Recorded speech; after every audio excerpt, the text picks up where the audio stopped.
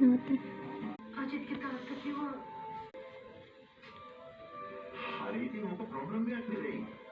US එකේ මාදුරක් අද flight එක ගන්න හිට බැස්සා. රයිට්.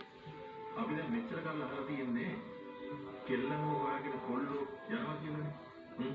දැන් චේන්ජ් එකකට ඔයාගේ කොල්ලව හොයාගෙන මේ තාත්තා US යනවා. ඕකේ? රයිට්. දැන් අපි යමු. come.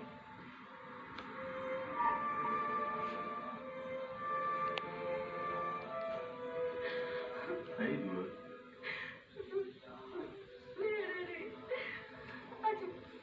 අජිත් කියන්නේ නැහැ.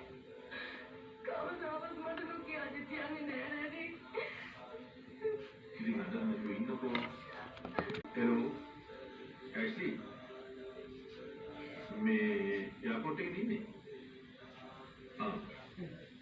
මට පොඩි ඉන්ෆර්මේෂන් දෙන්න. අද උදේ US වලට ගිය ෆ්ලයිට් එකේ අජිත් බණ්ඩාර කියලා කෙනෙක් හිටියද කියලා චෙක් කරගන්න ඕනේ.